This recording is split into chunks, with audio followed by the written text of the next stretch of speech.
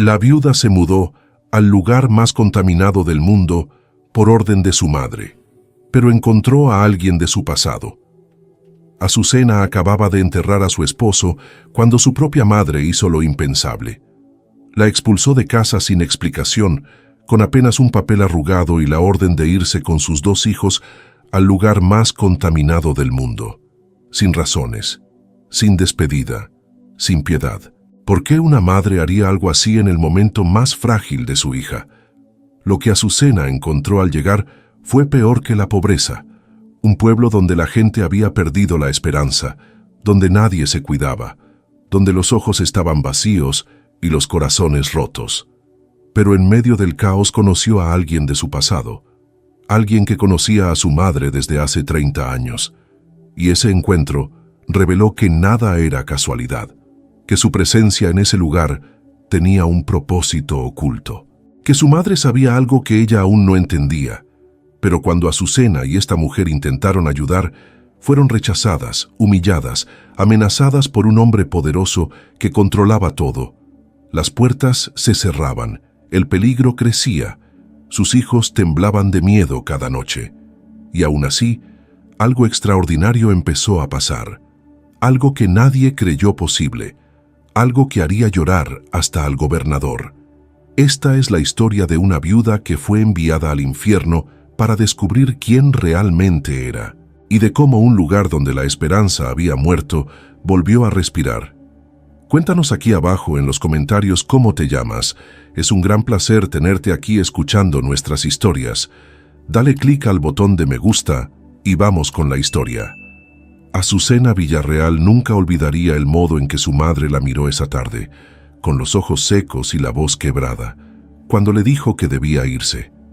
No hubo abrazo, no hubo explicación, solo una dirección escrita en un papel arrugado, un sobre con algo de dinero y la orden fría de que tomara a Julián y a Renata, subiera al camión de las 5 de la mañana y no volviera hasta que todo estuviera mejor.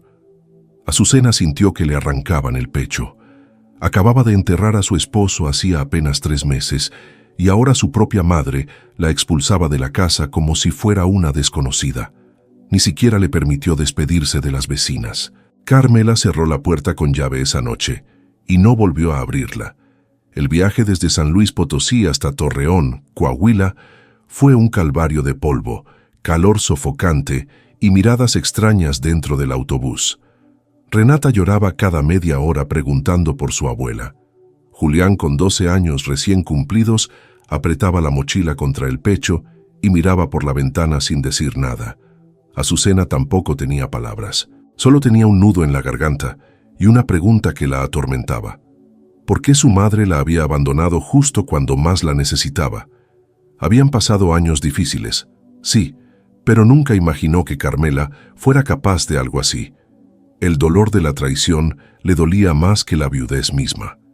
Cuando bajaron del autobús en la terminal de Torreón, Azucena sacó el papel arrugado y leyó de nuevo la dirección. Colonia El Resplandor, calle sin nombre, lote 23. Ningún taxista quiso llevarlos. Uno hasta se rió con desprecio y le dijo que ni loca debería ir para allá con niños. Tuvieron que tomar 2 camiones urbanos y caminar el último tramo bajo un sol que partía las piedras. Lo que encontraron al llegar no tenía nombre. El Resplandor no era una colonia, era un asentamiento irregular levantado sobre tierra gris y agrietada, rodeado de desechos industriales, escombros y humo tóxico que brotaba de las chimeneas de una fundidora abandonada al fondo. Las casas eran de lámina oxidada, cartón, madera podrida. Los callejones apestaban a basura quemada, excrementos y algo químico que raspaba la garganta. No había pavimento, no había árboles, no había niños jugando en las calles. Azucena vio a una mujer joven sentada en el suelo, con la mirada vacía, el cabello sucio enredado en mechones. Un hombre de edad indefinida, con la piel cubierta de polvo gris, pasó arrastrando los pies, sin siquiera voltear a verlos. El silencio del lugar era peor que el ruido. Era un silencio de derrota. El lote 23 resultó ser una casita de bloc sin terminar, con techo de lámina agujerada, una ventana sin vidrio cubierta con plástico y una puerta de madera astillada que colgaba de una sola bisagra. Adentro había 3 colchones viejos tirados sobre el suelo de cemento húmedo, una mesa de plástico quebrada y un foco desnudo que colgaba del techo. Olía a humedad, a orines de rata y a algo más oscuro que Azucena no quiso identificar. Renata empezó a llorar otra vez. Julián cerró los puños y Azucena sintió que se le doblaban las rodillas. Pero no podía derrumbarse, no delante de ellos. Esa noche durmieron abrazados sobre uno de los colchones, cubiertos con una cobija delgada que Azucena había traído en la maleta. Afuera se escuchaban gritos lejanos, golpes secos contra láminas, ladridos de perros flacos. Julián no dejaba de temblar. Renata apretaba la mano de su madre hasta lastimarla. Azucena rezaba en silencio, pero ni siquiera sabía qué pedirle a Dios. ¿Qué estaba haciendo aquí? ¿Por qué Carmela la había mandado a este infierno? No entendía nada. Solo sabía que debía mantener vivos a sus hijos. Al día siguiente salió temprano a buscar trabajo. Tocó puertas, ofreció limpiar, cocinar, lavar ropa. Nadie respondía. O peor, algunos abrían. La miraban con desprecio y cerraban de golpe sin decir una palabra. No había empatía, no había comunidad. Solo había sobrevivientes aislados, cada uno encerrado en su propio infierno personal. Finalmente, una señora de unos 60 años, con el rostro marcado por arrugas profundas y los ojos duros como piedra, le ofreció lavar ropa a mano en una tina oxidada por 50 pesos al día. Azucena aceptó sin chistar. El agua del pozo comunitario salía turbia, con olor a metal. La ropa que debía lavar estaba sucia de grasa, sudor y manchas viejas que no salían ni con cloro. Se le partieron las manos en 3 días. Los niños la esperaban en la casita, hambrientos, asustados, preguntando cuándo volverían con la abuela. Azucena les mentía con una sonrisa temblorosa. Pronto, mi amor, pronto. Pero por dentro se estaba rompiendo. Una tarde, después de entregar la ropa lavada y recibir apenas 30 pesos, porque la señora dijo que no había quedado bien, Azucena caminaba de regreso con la cabeza gacha, las manos sangrantes y el alma hecha pedazos.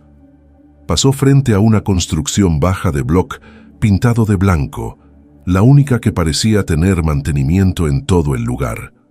Sobre la puerta había un letrero escrito a mano: Centro de Salud Comunitario.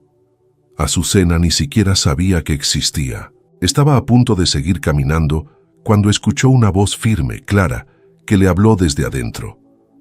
¿Necesitas ayuda?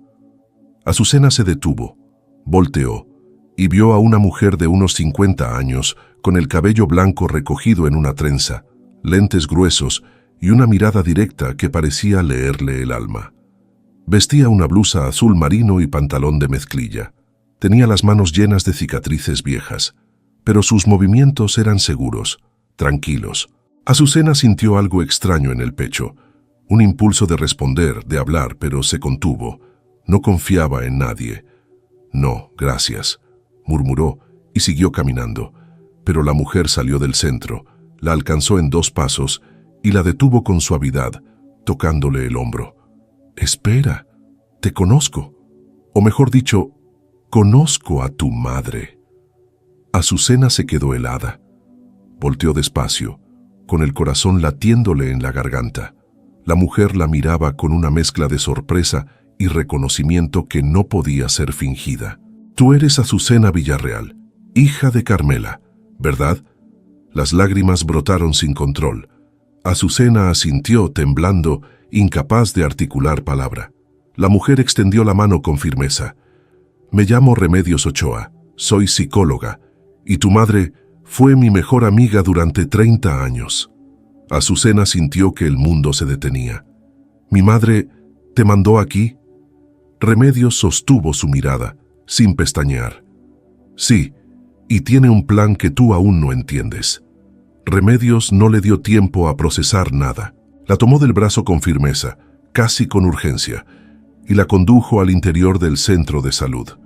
El lugar era pequeño, apenas 2 cuartos conectados por un pasillo estrecho. Había sillas de plástico, alineadas contra la pared, una mesa de exploración médica cubierta con sábanas viejas pero limpias, un estante con medicamentos básicos y un escritorio de madera maltratada donde descansaba una lámpara de pie y una libreta gastada. Olía a desinfectante barato, mezclado con el aire pesado que entraba por la única ventana abierta. Remedios le señaló una silla y esperó a que Azucena se sentara. Luego cerró la puerta con seguro. «Tu madre me escribió hace 2 meses», dijo Remedios sin rodeos, sacando un sobre amarillento del cajón del escritorio. «Me dijo que ibas a venir, que no entenderías por qué, que probablemente me odiarías a mí también por no explicarte nada de inmediato, pero me pidió que confiara en su criterio. Carmela siempre supo ver más allá de lo que los demás alcanzamos a comprender». Azucena apretó los puños sobre sus rodillas. Las lágrimas seguían cayendo, pero ahora venían acompañadas de rabia. «¿Y tú aceptaste? ¿Aceptaste que me mandara a este lugar espantoso con mis hijos sin decirme nada, sin darme una razón?»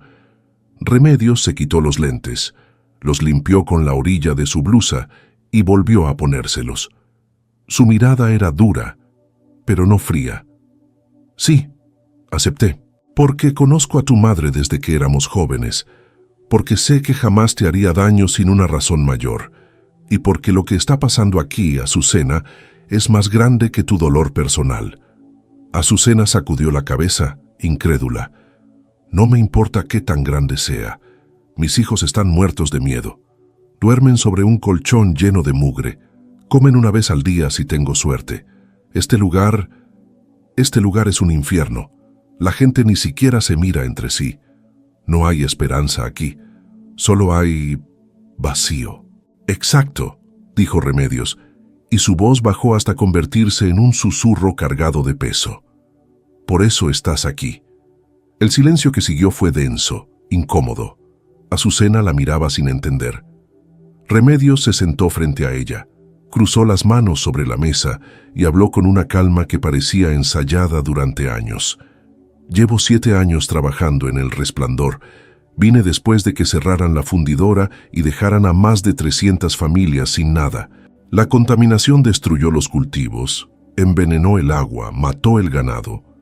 La gente cayó en la desesperación. Pero eso fue solo el principio. Lo que vino después fue peor: alcoholismo, violencia doméstica, abandono infantil, suicidios. Las familias se destruyeron desde adentro. Los traumas se volvieron herencia. Y cuando traté de ayudar, me rechazaron, me insultaron, me escupieron. Porque aquí, Azucena, nadie cree que haya salida». Azucena sintió un escalofrío recorrerle la espalda. «¿Y qué tiene que ver eso conmigo?». Remedios sacó una fotografía vieja del sobre. Era una imagen descolorida de 2 mujeres jóvenes abrazadas frente a una universidad.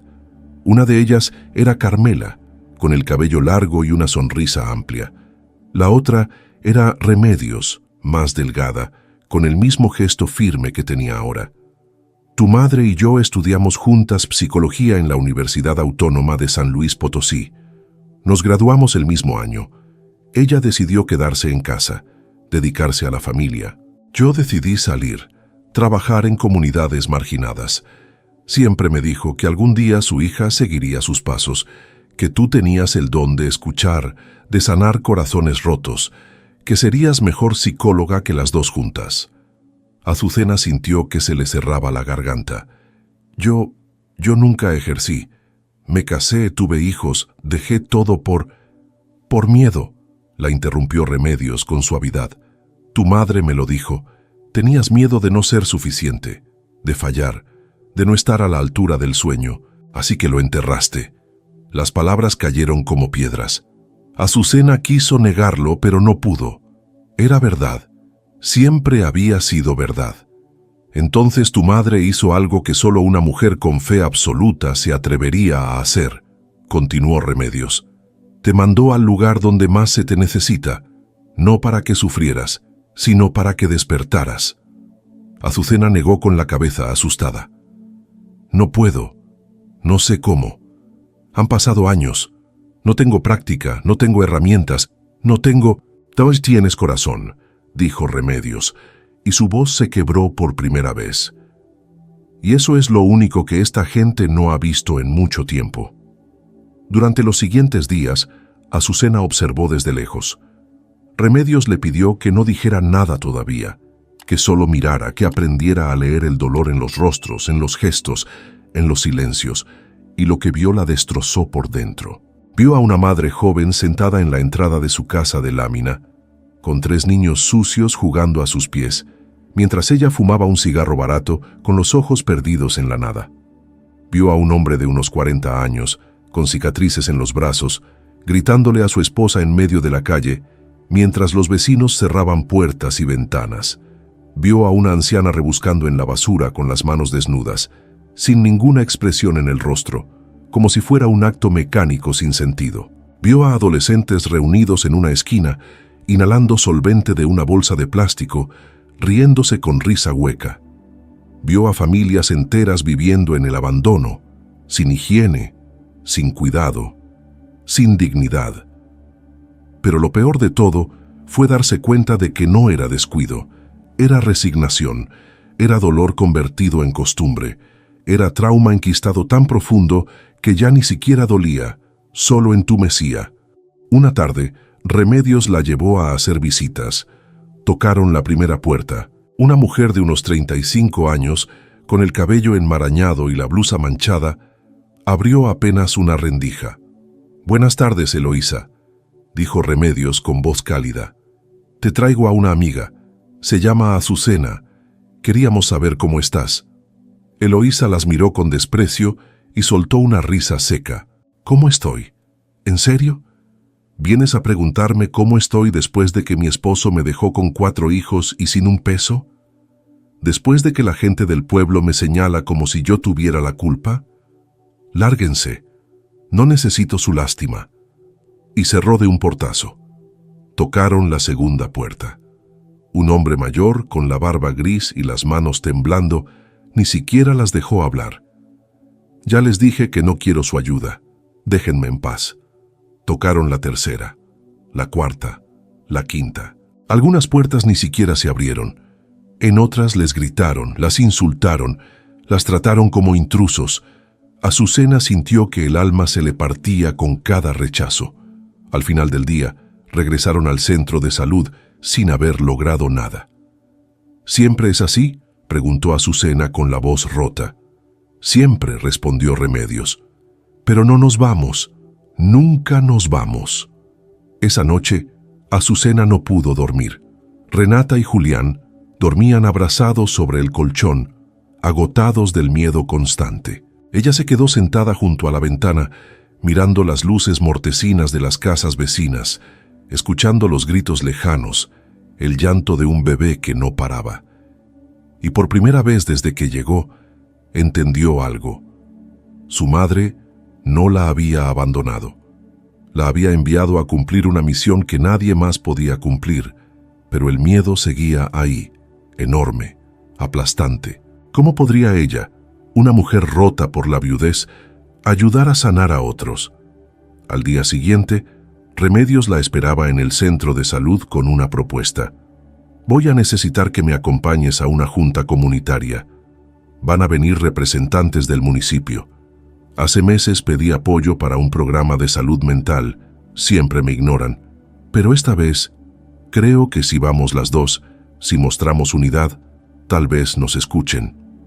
Azucena asintió, aunque el terror le apretaba el pecho. Llegaron al salón comunitario, un cuarto de bloc con techo de lámina y bancas de madera podridas. Había unas 15 personas sentadas, hombres y mujeres de diferentes edades, todos con la misma mirada vacía, cansada, desconfiada. Al frente, un funcionario municipal de traje arrugado revisaba unos papeles con fastidio. Remedios se puso de pie y habló con voz clara. «Buenas tardes. Vengo a insistir en lo mismo que he pedido durante 3 años, apoyo para implementar un programa de atención psicológica en El Resplandor. Esta comunidad no necesita solo comida o medicinas, necesita sanar por dentro, y esta es la psicóloga Azucena Villarreal quien me va a ayudar». El funcionario ni siquiera levantó la mirada. No hay presupuesto. Siguiente tema. Una mujer del fondo se levantó y gritó con rabia. No queremos sus terapias. Queremos trabajo, queremos agua limpia, queremos que nos dejen en paz. Otros se sumaron. Los gritos llenaron el salón. Remedios intentó hablar, pero nadie la escuchaba. Azucena sintió pánico. Quiso salir corriendo, pero entonces vio algo que la detuvo. Una niña pequeña sentada en una esquina, llorando en silencio, con las manos cubriéndose los oídos. Sin pensarlo, Azucena caminó hacia ella, se arrodilló y le habló con suavidad. «¿Cómo te llamas?» La niña levantó la mirada asustada. Tenía los ojos rojos, hinchados. No respondió. «Yo también tengo miedo», le susurró a Azucena. «Pero estoy aquí, y no me voy a ir». La niña, temblando, extendió la mano y tomó la de Azucena. En ese momento, la puerta del salón se abrió de golpe. Entró un hombre alto, con sombrero vaquero, botas sucias y una mirada que helaba la sangre. Todos se callaron al instante. El hombre clavó los ojos en Remedios y luego en Azucena. «Así que ustedes son las que andan metiendo ideas raras en la cabeza de la gente», dijo con voz grave, lenta. «Les voy a dar un consejo. Lárguense de aquí antes de que pase algo que no quieran ver». El hombre no esperó respuesta. Giró sobre sus talones, escupió en el suelo y salió del salón dejando un silencio tan pesado que dolía respirar. Nadie se movió, nadie habló. El funcionario municipal cerró su carpeta, murmuró algo sobre orden público y se fue sin mirar atrás. Uno a uno, los vecinos empezaron a abandonar el lugar, algunos con la cabeza gacha, otros con expresiones de desprecio. En menos de 5 minutos, solo quedaron Remedios, Azucena y la niña que seguía aferrada a la mano de Azucena. «¿Quién era ese hombre?», preguntó Azucena con la voz temblorosa. Remedios respiró hondo, quitándose los lentes para frotarse el puente de la nariz. «Se llama Gabino Rubalcaba. Es el dueño de casi todas las tierras alrededor de El Resplandor. Cuando la fundidora cerró, él compró los lotes a precio de burla. Ahora cobra rentas abusivas, controla el agua del pozo comunitario y tiene a media colonia endeudada con él. No le conviene que la gente se organice, que piense, que despierte. Prefiere mantenerlos sometidos».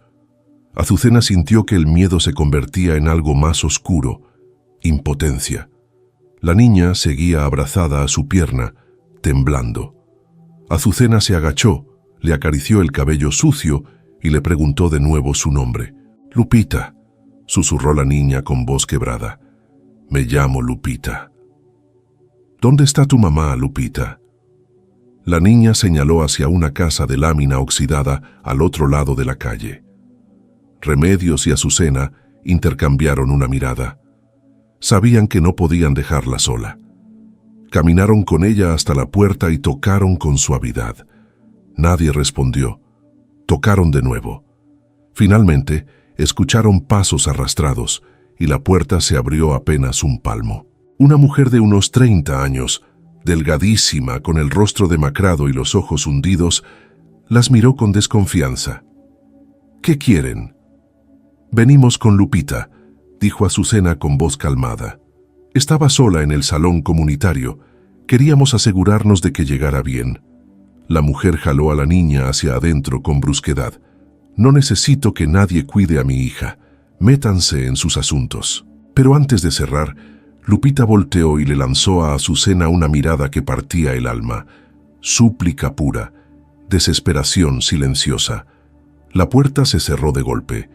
Azucena sintió que algo se rompía dentro de ella. «No podemos dejarla así», murmuró. «No podemos salvarlas a todas de un día para otro», respondió Remedios con tristeza. «Pero podemos empezar, una a una, paso a paso».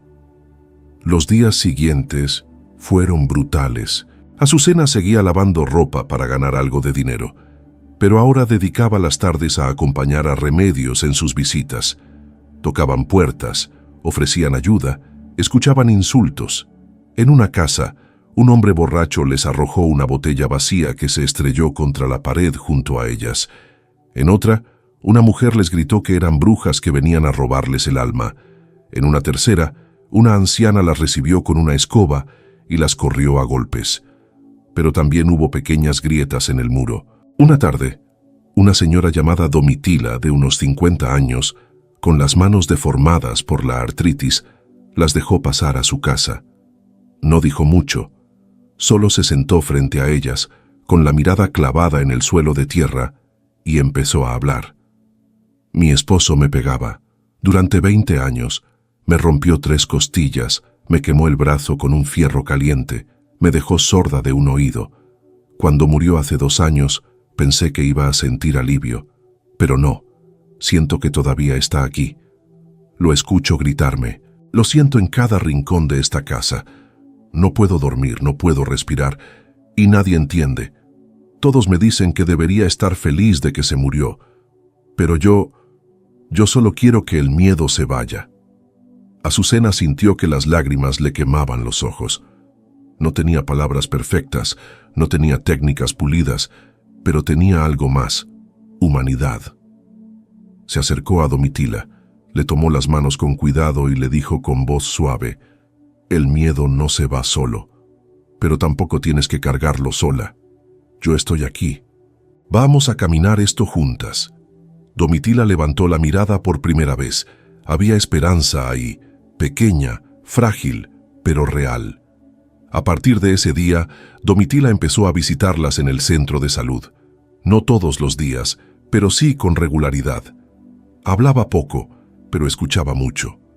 Remedios y Azucena diseñaron un espacio seguro, sin juicios, sin prisa, sin promesas falsas.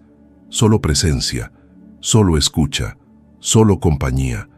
Y poco a poco, otros empezaron a llegar. Primero fue un hombre joven llamado Cristóbal, que había perdido a su hermano en un accidente en la fundidora y no podía dejar de sentir culpa porque ese día se había quedado dormido y su hermano fue solo al turno.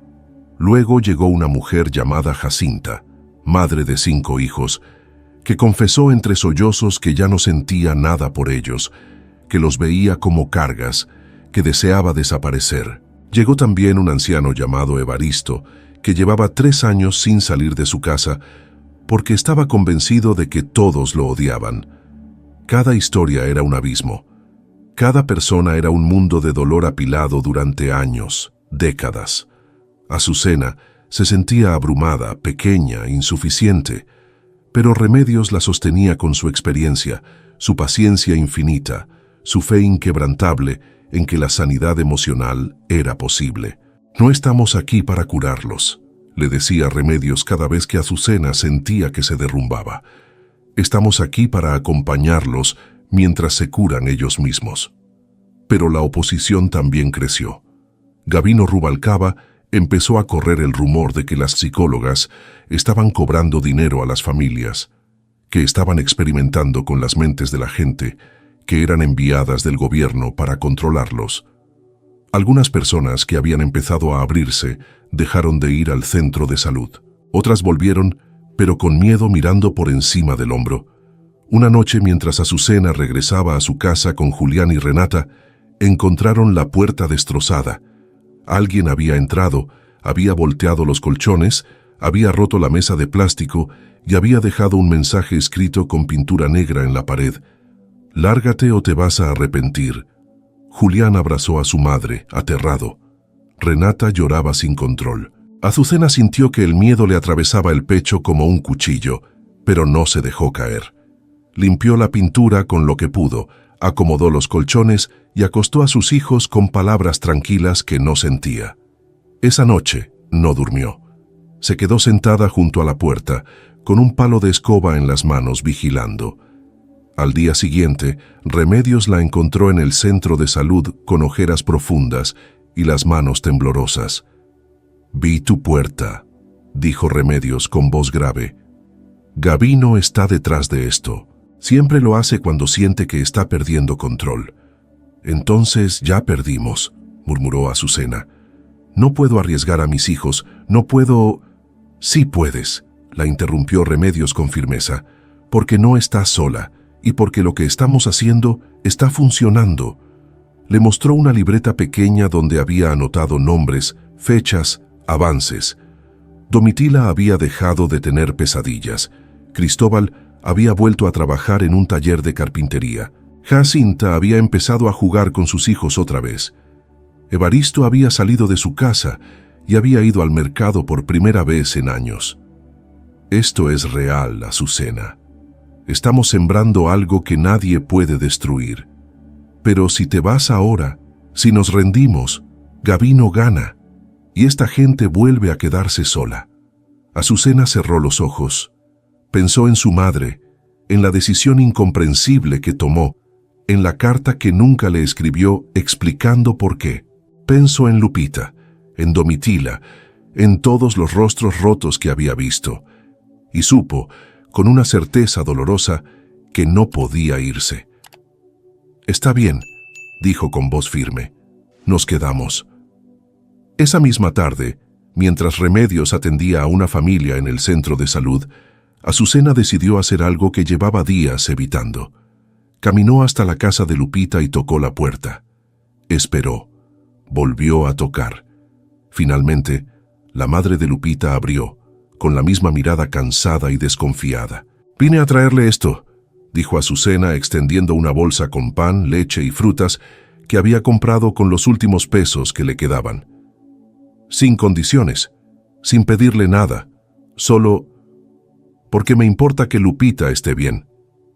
La mujer miró la bolsa, luego a Azucena, luego la bolsa otra vez. Sus labios temblaron. Por un momento, pareció que iba a gritarle, pero en lugar de eso, sus ojos se llenaron de lágrimas. «Nadie me había dado nada sin pedir algo a cambio», susurró.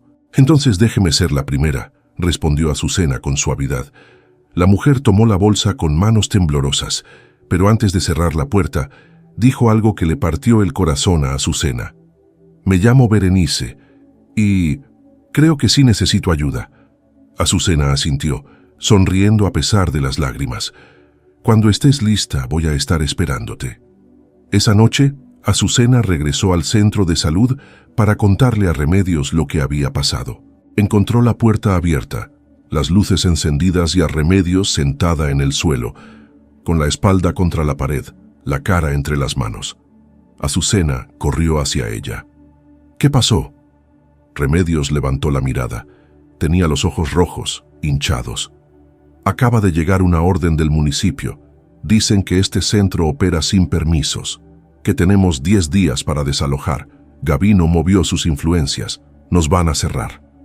El plazo de 10 días cayó sobre ellas como una sentencia. Remedios intentó apelar ante el municipio. Presentó documentos, habló con funcionarios, buscó abogados que pudieran ayudarlas sin cobrar. Todos le cerraron la puerta. Gabino Rubalcaba tenía demasiada influencia, demasiado dinero, demasiado control sobre las autoridades locales. La orden era firme. El centro debía cerrar o enfrentarían una demanda por uso irregular de propiedad pública. Azucena sintió que todo el esfuerzo se derrumbaba. Las personas que apenas empezaban a abrirse ahora tendrían que volver a encerrarse en su dolor. Domitila, Cristóbal, Jacinta, Evaristo, todos regresarían al abismo. Y lo peor era que no había nada que pudieran hacer. O eso pensaba. Al tercer día del plazo, mientras Azucena barría el piso del centro con la cabeza gacha y el alma hecha pedazos, escuchó voces afuera. Muchas voces. Dejó la escoba, salió y se quedó paralizada. Frente al centro había unas 20 personas reunidas. Domitila estaba al frente, con los brazos cruzados y el rostro marcado por una determinación que Azucena nunca le había visto. «¿Qué está pasando?», preguntó Azucena con la voz temblorosa. Domitila dio un paso adelante. «Nos enteramos de que quieren cerrar el centro y venimos a decir que no lo vamos a permitir». Azucena sintió que se le llenaban los ojos de lágrimas. Detrás de Domitila estaban Cristóbal, Jacinta, Evaristo, Berenice con Lupita tomada de la mano, y otros que Azucena apenas reconocía. Personas que habían venido 1 o 2 veces, personas que habían escuchado de lejos, personas que nunca habían dicho nada, pero que habían estado observando en silencio. «No podemos pelear contra Gavino», dijo Azucena con voz rota. «Él tiene todo el poder aquí». «Pero nosotros tenemos algo que él nunca va a tener», respondió Cristóbal con firmeza. «Tenemos dignidad y tenemos memoria. Sabemos lo que ustedes hicieron por nosotros». Jacinta se acercó con los ojos brillantes. Yo estaba muerta por dentro. No sentía nada por mis hijos. Pensaba que era un monstruo, pero ustedes me escucharon. Me dijeron que no estaba rota, que solo estaba cansada. Me devolvieron la vida, y no voy a dejar que se las lleven sin pelear. Evaristo, el anciano que había pasado años encerrado, habló con voz temblorosa pero clara. «Durante 3 años no salí de mi casa. Creía que todos me odiaban, que no valía nada. Ustedes vinieron, tocaron mi puerta cada semana aunque yo no abriera, hasta que un día abrí, y me dijeron que todavía había tiempo, que todavía importaba. Si cierran este lugar, yo vuelvo a morirme por dentro, y no puedo dejar que eso pase». Remedios salió del centro, secándose las lágrimas con el dorso de la mano. Miró a la gente reunida y sintió algo que no había sentido en años: esperanza colectiva. «No sé si esto sea suficiente», dijo con voz quebrada, «pero gracias. Gracias por estar aquí». Durante los siguientes días, algo extraordinario empezó a ocurrir. Las personas que habían sido ayudadas comenzaron a compartir sus historias con otros. No de forma pública, no con discursos, sino en conversaciones privadas, en el mercado, en el pozo comunitario, en las esquinas polvorientas del Resplandor. Un hombre llamado Macario, que había luchado durante años con el alcoholismo, le contó a su vecino cómo Remedios y Azucena lo habían escuchado sin juzgarlo, cómo le habían dado herramientas para enfrentar sus demonios internos, cómo llevaba 2 meses sobrio por primera vez en 15 años. Su vecino, un hombre callado llamado Froilán, escuchó en silencio y luego dijo algo que nadie esperaba. «Yo también necesito ayuda. Mi hijo se suicidó hace 4 años y nunca pude hablar de eso con nadie. Pensé que si lo decía en voz alta, me iba a volver loco». Macario lo llevó al centro de salud esa misma tarde. Una mujer llamada Fidelia, que había perdido a su bebé por desnutrición y llevaba meses sin poder levantarse de la cama, escuchó a Berenice hablar sobre cómo estaba aprendiendo a perdonarse por no haber protegido a Lupita de su propia desesperación.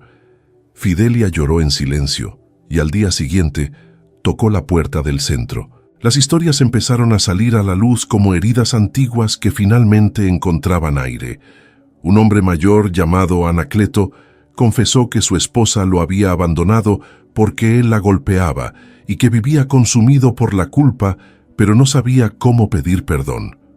Una joven llamada Soledad, de apenas 18 años, reveló que había sido abusada por su padrastro durante años y nunca lo había dicho porque pensaba que nadie le iba a creer. Un niño de 11 años llamado Efrén admitió que tenía pesadillas todas las noches desde que vio a su padre morir en un accidente industrial. Azucena y Remedios trabajaban día y noche. El centro de salud ya no daba abasto. Atendían en el patio bajo un árbol seco, en banquitas de madera que la gente traía de sus casas. No cobraban nada, no pedían nada. Solo escuchaban, acompañaban, sostenían. Y algo milagroso empezó a suceder. Las personas que sanaban empezaban a cuidar a otros. Domitila, que había aprendido a manejar su trauma, empezó a visitar a otras mujeres víctimas de violencia. Cristóbal, que había procesado su culpa, empezó a organizar grupos de hombres para hablar sobre paternidad responsable. Jacinta, que había recuperado el amor por sus hijos, empezó a enseñar a otras madres a jugar con los suyos. La sanación se volvía contagiosa. Pero Gavino Rubalcaba no se quedó quieto. A 5 días del cierre, empezó a presionar más fuerte. Cortó el agua del pozo comunitario durante 2 días completos, culpando a las psicólogas de distraer a la gente de sus responsabilidades. Subió las rentas de las casas de lámina sin previo aviso. Amenazó con desalojar a cualquiera que siguiera asistiendo al centro de salud. El miedo volvió a instalarse. Algunas personas dejaron de ir, otras iban de noche escondiéndose. Azucena vio cómo la esperanza que habían construido empezaba a resquebrajarse bajo el peso del poder y la intimidación. Una tarde, mientras Azucena caminaba de regreso a su casa con Julián y Renata, se encontró a Gavino cara a cara. Él estaba recargado contra una camioneta negra, fumando un cigarro, con dos hombres corpulentos a sus lados. La miró con una sonrisa que helaba la sangre. «Escuché que no te quieres ir», dijo con voz burlona. «Eres más terca de lo que pensé».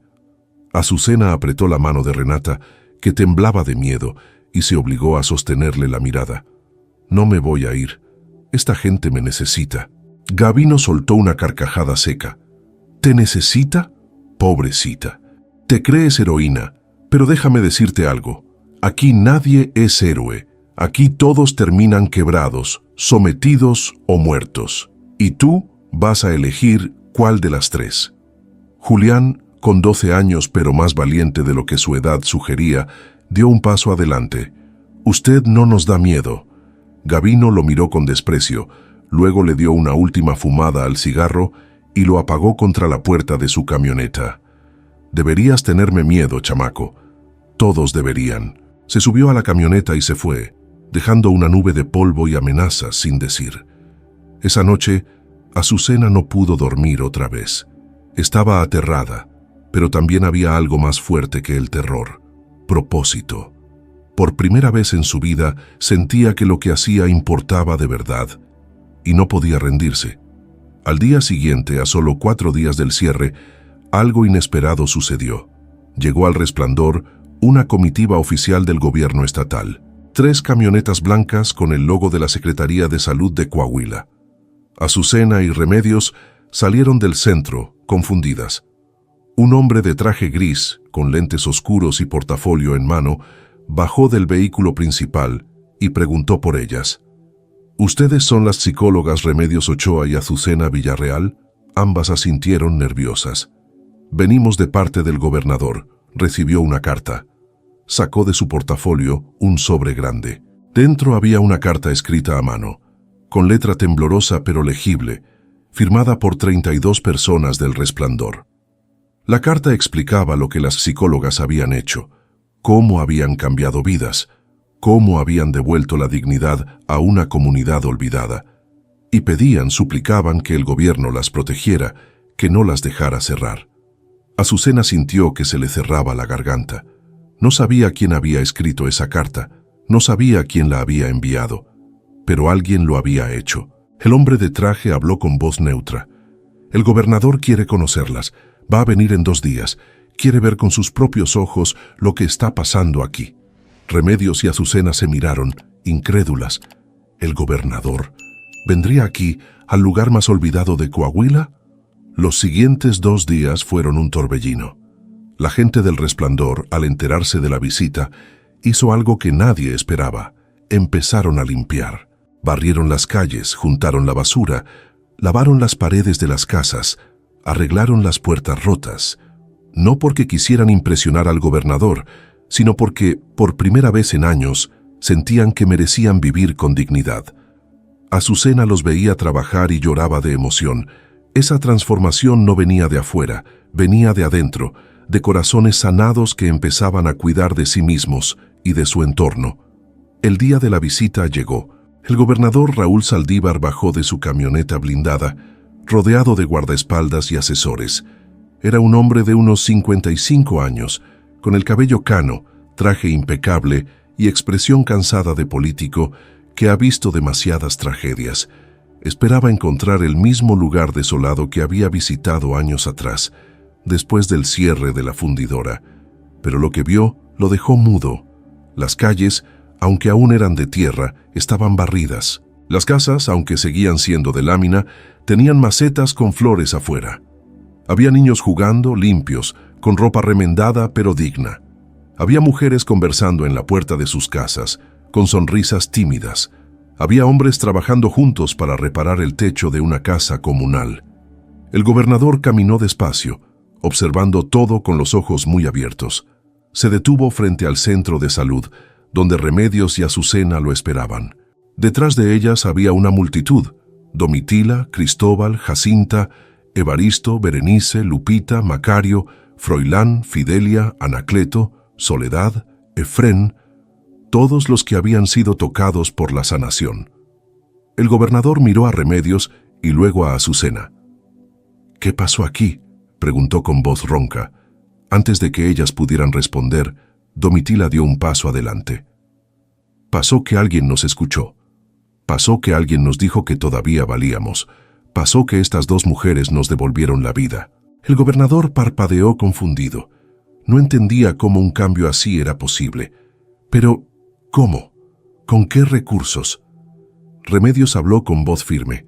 «Con fe, señor gobernador, con amor, y con la certeza de que la sanidad emocional puede transformar comunidades enteras». El gobernador se quedó mirándolas durante un largo silencio. Luego, para sorpresa de todos, sus ojos se llenaron de lágrimas. Se quitó los lentes, se pasó la mano por la cara y dejó escapar un suspiro quebrado. «Llevo 20 años en política. He visto programas sociales, inversiones millonarias, proyectos de infraestructura, y ninguno logró lo que ustedes lograron con nada». Volteó hacia sus asesores. «Quiero que se cancele la orden de cierre inmediatamente, y quiero que se destine presupuesto estatal para apoyar este centro. Salario digno para estas psicólogas, equipamiento, capacitación, todo lo que necesiten». Un murmullo de asombro recorrió la multitud. Azucena sintió que las piernas le temblaban. Remedios cerró los ojos, agradeciendo en silencio. Pero entonces desde el fondo se escuchó una voz grave, cargada de rabia. «Esto no se va a quedar así». Gabino Rubalcaba apareció entre la multitud, con el rostro rojo de furia, los puños apretados. Caminó directo hacia el gobernador, sin miedo, sin respeto. «Usted no puede venir aquí y cambiar las reglas. Yo soy el dueño de estas tierras. Yo decido quién se queda y quién se va». El gobernador lo miró con expresión fría. «Señor Rubalcaba, voy a revisar personalmente todos los contratos de propiedad en esta zona. Si encuentro irregularidades, y estoy seguro de que las voy a encontrar, va a tener problemas más grandes que este centro de salud». Gabino apretó la mandíbula. Su mirada se deslizó hacia Azucena, cargada de odio puro. «Esto no termina aquí», dijo en voz baja, pero todos lo escucharon, y se fue, dejando una amenaza que flotaba en el aire como humo tóxico. En los meses que siguieron a la visita del gobernador, el resplandor empezó a transformarse de formas que nadie había imaginado. El apoyo estatal llegó lento, burocrático, pero llegó. Remedios y Azucena recibieron contratos formales con salarios dignos que les permitieron dedicarse por completo al trabajo. El centro de salud fue remodelado. Paredes pintadas de blanco, piso de cemento pulido, ventanas nuevas con vidrios, un baño funcional con agua corriente, estantes con material psicoeducativo, sillas cómodas y una pequeña área de juegos para niños. Pero el cambio más profundo no estaba en las paredes, estaba en las personas. Aquellos que habían sanado emocionalmente empezaron a cuidar de su entorno de maneras que antes parecían imposibles. Domitila organizó un grupo de mujeres que se reunía cada semana para hablar de autocuidado, higiene personal y salud preventiva. Cristóbal formó un taller comunitario donde enseñaba carpintería a jóvenes desempleados, dándoles un oficio y una razón para levantarse cada mañana. Jacinta abrió un pequeño comedor comunitario donde las madres podían llevar a sus hijos a comer una vez al día, asegurándose de que ningún niño se durmiera con hambre. Evaristo, el anciano que había pasado años encerrado, se convirtió en el guardián del pozo comunitario. Lo limpiaba, lo cuidaba, educaba a la gente sobre el uso responsable del agua. Berenice, la madre de Lupita, empezó a trabajar como asistente voluntaria en el centro de salud, recibiendo a las personas con calidez, tomando notas, organizando citas. Lupita, que ahora sonreía y jugaba con otros niños, había dejado de tener pesadillas. La gente comenzó a barrer sus calles sin que nadie se lo pidiera. Las casas de lámina, aunque seguían siendo humildes, empezaron a tener cortinas limpias, macetas con plantas, puertas recién pintadas. Los vecinos se saludaban otra vez. Las madres lavaban la ropa de sus hijos con más cuidado. Los hombres dejaron de beber en las esquinas y empezaron a buscar trabajo en los pueblos cercanos. Se formó una brigada de salud comunitaria que visitaba a los ancianos y enfermos, llevándoles comida y compañía. El Resplandor seguía siendo un lugar pobre, contaminado, olvidado por décadas de abandono, pero ya no era un lugar sin esperanza. Ahora era un lugar donde las personas se cuidaban entre sí. Azucena observaba todo esto con asombro y gratitud. Cada día, al despertar en la casita de bloc que ya no le parecía tan fría, al ver a Julián ayudando a Cristóbal en el taller de carpintería y a Renata jugando con Lupita y otros niños, sentía que algo dentro de ella había sanado también. Su sueño de ser psicóloga que había enterrado por miedo y circunstancias había resucitado de la forma más inesperada. No estaba trabajando en una clínica elegante de la ciudad. Estaba trabajando en el lugar donde más se necesitaba. Y eso le daba un sentido de propósito que nunca había experimentado. Una tarde, 3 meses después de la visita del gobernador, llegó un paquete al centro de salud. Venía desde San Luis Potosí. Estaba dirigido a Azucena. Reconoció la letra de inmediato. Era de su madre. Le temblaron las manos al abrirlo. Dentro había una carta y una fotografía vieja. La fotografía mostraba a Carmela y Remedios jóvenes, con batas blancas, paradas frente a un edificio con un letrero que decía Clínica de Salud Mental Comunitaria. Ambas sonreían, con una mezcla de orgullo y esperanza. Azucena nunca había visto esa foto, ni siquiera sabía que su madre había trabajado en una clínica así. Con las manos temblorosas, desdobló la carta. La letra era la misma de siempre, firme, clara, cargada de amor. Hija mía, sé que me has odiado estos meses. Sé que no entendiste por qué te mandé lejos en el momento más difícil de tu vida. Y sé que duele no tener explicaciones. Pero ahora, si estás leyendo esto, es porque Remedios cumplió su parte y tú cumpliste la tuya. Hace 30 años, Remedios y yo trabajamos juntas en una clínica comunitaria en Guadalupe, Zacatecas. Atendíamos a gente pobre, rota, olvidada. Vimos milagros, familias restauradas, adicciones vencidas, traumas sanados. Pero un día, el narcotráfico llegó al pueblo. Nos amenazaron. Nos dijeron que nos fuéramos o nos matarían. Yo tenía miedo. Tenía una familia, tenía una hija pequeña. Así que me fui. Abandoné la clínica.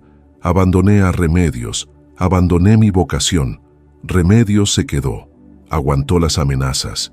Soportó la violencia. Casi la matan 2 veces. Pero nunca se rindió. Y cuando finalmente tuvo que irse de Guadalupe, no se fue a descansar. Se fue a buscar otro lugar donde hacer lo mismo. Y así llegó al Resplandor. Durante años cargué con la culpa de haberla abandonado. Cada vez que hablábamos por teléfono, sentía que le había fallado. Pero lo que más me dolía era ver cómo tú, mi hija brillante, mi hija con el mismo don que yo tenía, enterrabas tu vocación por miedo. Te casaste, tuviste hijos hermosos, pero siempre supe que algo dentro de ti seguía dormido. Cuando tu esposo murió y viniste a vivir conmigo, vi tu dolor, pero también vi tu fuerza, y supe que había llegado el momento. Remedios me había pedido ayuda durante años. Necesitaba a alguien que la acompañara, alguien que creyera en lo mismo que ella, y yo ya no podía ser esa persona. Pero tú sí. Te mandé al Resplandor porque sabía que solo ahí, en el lugar más roto del mundo, ibas a encontrar lo que realmente eres. No una viuda derrotada, no una madre asustada, sino una mujer capaz de sanar corazones. Perdóname por no explicarte antes, perdóname por hacerte sufrir, pero no me arrepiento de mi decisión, porque gracias a ella, mi hija recuperó su vida. Y gracias a ti, un pueblo entero recuperó la esperanza. Te amo más de lo que las palabras pueden decir.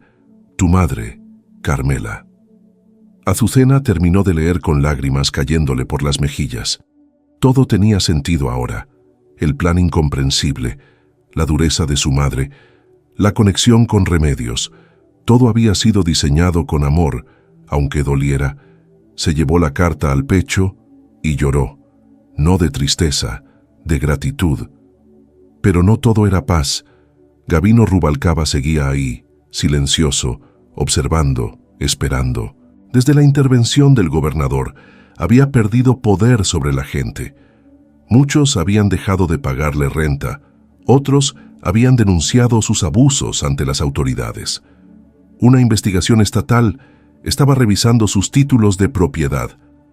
Gavino sentía que el terreno se movía bajo sus pies, y cuando los hombres como él sienten que pierden control, se vuelven peligrosos. Una noche, alguien intentó incendiar el taller de carpintería de Cristóbal. Las llamas fueron sofocadas a tiempo, pero el mensaje era claro. Días después encontraron ratas muertas envenenadas en el pozo comunitario. Evaristo las sacó antes de que contaminaran el agua, pero el terror volvió a instalarse en las miradas.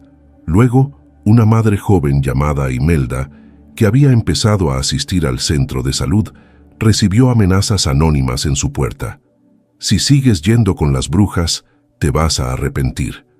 Azucena sabía que Gavino estaba detrás de todo, pero no tenía pruebas, y aunque las tuviera, sabía que un hombre con sus contactos podría evadir cualquier acusación. La frustración la carcomía. Una tarde, mientras atendía a Anacleto, el hombre mayor que había confesado su violencia pasada y estaba en proceso de cambio, escuchó un alboroto afuera.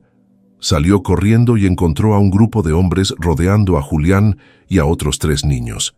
El líder del grupo era uno de los empleados de Gavino, un tipo corpulento con cicatriz en la mejilla. «Tu mamá anda metiéndose donde no debe, chamaco. Dile que se cuide». Julián, aunque asustado, no se movió. «Mi mamá está ayudando a la gente. Usted es el que debería irse». El hombre levantó la mano para golpearlo. Azucena gritó, corrió, se interpuso entre su hijo y el agresor. Remedios salió también, junto con Domitila, Cristóbal y otros que estaban en el centro. El hombre retrocedió, riéndose con desprecio. «Esto no va a terminar bien para ustedes, se los prometo». Y se fueron. Azucena abrazó a Julián, temblando de rabia e impotencia. Remedios la tomó del hombro. «Tenemos que hablar con el gobernador otra vez. Esto se está saliendo de control». Esa noche, Azucena no pudo dormir. Estaba sentada en la mesa de plástico, con una taza de café frío entre las manos, cuando escuchó un ruido afuera. Pasos, muchos pasos. Se asomó por la ventana y vio sombras moviéndose entre las casas. Sintió que el corazón se le detenía. Despertó a Julián y Renata con urgencia. «Vístanse rápido, no hagan ruido». Salieron por la puerta trasera y corrieron hacia el centro de salud, donde sabía que Remedios dormía en un cuarto pequeño habilitado en la parte de atrás. Tocó con desesperación. Remedios abrió, alarmada por los golpes. «Alguien está en mi casa, vi sombras, muchas». Remedios las metió rápido, cerró con llave y apagó las luces. Se quedaron en silencio, agachadas, escuchando. Afuera, los pasos se alejaron. Azucena abrazó a sus hijos, rezando en silencio. Al amanecer, cuando finalmente se atrevieron a salir, encontraron que no habían tocado su casa. Habían hecho algo peor. El centro de salud había sido vandalizado.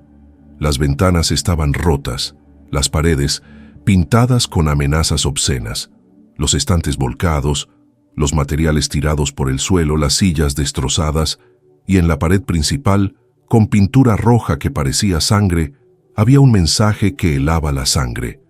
«La próxima vez no será el centro, será tu familia». Azucena se derrumbó sobre sus rodillas, llorando de rabia, de miedo, de impotencia. Remedios la abrazó, también llorando. Los vecinos empezaron a llegar, horrorizados. Domitila, Cristóbal, Berenice, Evaristo, todos se quedaron en silencio ante la destrucción. Pero entonces algo extraordinario sucedió. Cristóbal fue el primero en moverse. Recogió una silla rota, la puso de pie, comenzó a barrer los vidrios. Domitila empezó a limpiar las paredes. Berenice juntó los materiales del suelo. Uno a uno todos se pusieron a trabajar. En cuestión de horas el centro estaba limpio otra vez. No perfecto, pero funcional. No van a destruir lo que construimos juntos, dijo Domitila con voz firme. No lo vamos a permitir. Azucena sintió que algo se rompía y se reconstruía al mismo tiempo dentro de ella. Esta gente, que había llegado rota y desesperada, ahora se defendía. Ya no eran víctimas, eran sobrevivientes, eran guerreros. Pero Gavino no había terminado, y todos lo sabían. Esa tarde, mientras Azucena organizaba los papeles que habían sido tirados, Berenice entró corriendo al centro, con el rostro pálido, los ojos desorbitados. «Azucena, tienes que venir, ahora». «¿Qué pasa?» «Es Lupita». La tomaron. Azucena corrió detrás de Berenice sin preguntar más. El pánico le apretaba el pecho como un puño de hierro. Llegaron a la casa de lámina donde Berenice vivía con Lupita. La puerta estaba abierta de par en par. Adentro todo estaba volcado. La mesa rota, los colchones rasgados, ropa tirada por el suelo. Y sobre la pared, escrito con la misma pintura roja del centro de salud, había un mensaje que le detuvo el corazón a Azucena. Si quieren a la niña de vuelta, las psicólogas se van hoy, sin excepciones. Berenice estaba arrodillada en el suelo, sollozando con un sonido animal que partía el alma. Azucena se arrodilló junto a ella, la abrazó con fuerza, aunque sus propias manos temblaban. «¿Cuándo pasó?», preguntó con voz quebrada. «Hace una hora. Yo había salido a comprar pan. Cuando regresé, ya no estaba. Los vecinos vieron una camioneta negra, la de Gavino». Remedios llegó corriendo, con el rostro desencajado. Detrás de ella venían Domitila, Cristóbal, Evaristo y otros. La noticia ya había corrido por todo el Resplandor. La gente empezaba a reunirse afuera de la casa, con rostros de horror, rabia e impotencia. «Tenemos que llamar a la policía», dijo Remedios con urgencia, sacando su teléfono celular. «No servirá de nada», murmuró Cristóbal con amargura. «Gavino tiene comprados a todos. Los policías de aquí trabajan para él». «Entonces llamamos a la policía estatal, al gobernador, a quien sea», insistió Remedios. Mientras Remedios hacía las llamadas, Azucena ayudó a Berenice a levantarse. La mujer temblaba de pies a cabeza, con los ojos enrojecidos, el rostro descompuesto. «Es mi culpa», sollozaba Berenice. «Nunca debí acercarme a ustedes. Ahora Gavino le va a hacer daño a mi niña por mi culpa». «No», dijo Azucena con firmeza, tomándola de los hombros. «La culpa es de Gavino, solo de él. Y vamos a recuperar a Lupita. Te lo prometo». Pero por dentro Azucena sentía terror puro. No sabía cómo cumplir esa promesa. No sabía si podrían rescatar a Lupita antes de que algo terrible pasara. En menos de 2 horas, la policía estatal llegó al Resplandor. 3 patrullas, 6 agentes. Tomaron declaraciones, revisaron la casa, fotografiaron las amenazas. Uno de los agentes, un hombre de unos 40 años con expresión seria, habló con Azucena y Remedios en privado. «Sabemos quién es Gavino Rubalcaba. Tiene un expediente largo, extorsión, amenazas, despojo de tierras, pero nunca hemos podido tocarle un pelo porque tiene protección política. Esta vez, con el secuestro de una menor, es diferente. Podemos actuar, pero necesitamos pruebas directas». «¿Pruebas?», repitió Azucena, incrédula. «Los vecinos vieron su camioneta. El mensaje está escrito en la pared. ¿Qué más necesitan?»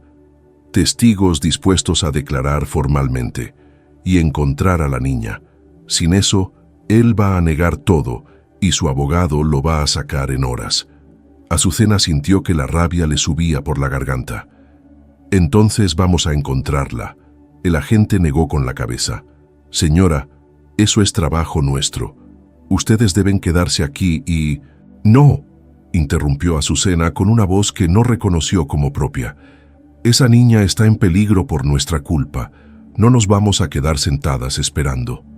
Remedios puso una mano en el hombro de Azucena. «Tiene razón.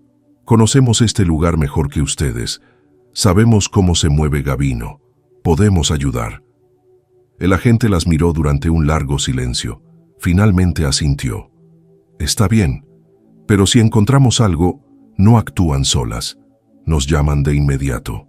La comunidad del Resplandor se organizó como nunca antes. Formaron grupos de búsqueda. Cristóbal lideró un equipo que revisó las propiedades abandonadas alrededor de la colonia. Domitila organizó a las mujeres para tocar puertas y preguntar si alguien había visto algo. Evaristo, que conocía cada rincón del lugar porque había vivido ahí toda su vida, dibujó un mapa con las casas, galpones y bodegas que pertenecían a Gabino. Azucena y Berenice se unieron al grupo de Evaristo. Revisaron 3 bodegas vacías, un establo abandonado, una casa en ruinas. Nada.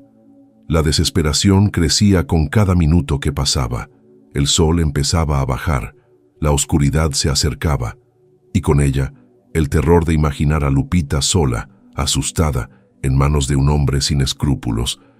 Estaban a punto de regresar al centro de salud cuando Evaristo se detuvo frente a una construcción que Azucena no había visto antes. Era un edificio de 2 pisos, de bloc sin terminar, con ventanas sin vidrios y la puerta de metal oxidada. Parecía abandonado, pero Evaristo miraba el lugar con desconfianza. «Ese era el viejo almacén de la fundidora», dijo en voz baja. Cuando cerraron, Gabino se lo quedó. Decía que iba a hacer algo con él, pero nunca hizo nada. Lleva años cerrado. Azucena sintió un escalofrío recorrerle la espalda. «¿Y por qué está la puerta entreabierta?» Todos voltearon a mirar. Tenía razón. La puerta de metal, que debería estar cerrada con candado, estaba apenas abierta, dejando una rendija oscura. Evaristo se acercó despacio. Empujó la puerta con cuidado. El chirrido del metal oxidado resonó en el silencio. Adentro había oscuridad total, olor a humedad, a abandono. Pero también había algo más, un sonido débil, lejano, un llanto. Berenice gritó el nombre de su hija y corrió hacia adentro. Azucena la siguió, con el corazón latiéndole en la garganta. Evaristo encendió la linterna de su celular. El haz de luz iluminó un pasillo estrecho, paredes descascaradas, escombros en el suelo. Siguieron el sonido del llanto hasta una puerta de madera astillada al fondo. Berenice la abrió de un empujón. Y ahí estaba Lupita, sentada en una esquina con las manos atadas con cuerda, los ojos rojos de llorar, el rostro sucio. Al ver a su madre, la niña soltó un grito desgarrador. Berenice corrió, cayó de rodillas, la abrazó mientras le desataba las manos con dedos temblorosos. Azucena también se arrodilló, revisando que Lupita no estuviera herida.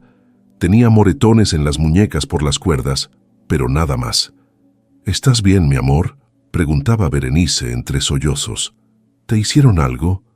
Lupita negó con la cabeza, llorando, aferrándose a su madre. «El señor malo me trajo aquí. Dijo que si ustedes no se iban, iba a regresar y me iba a hacer daño. Tengo miedo, mamá. Tengo mucho miedo».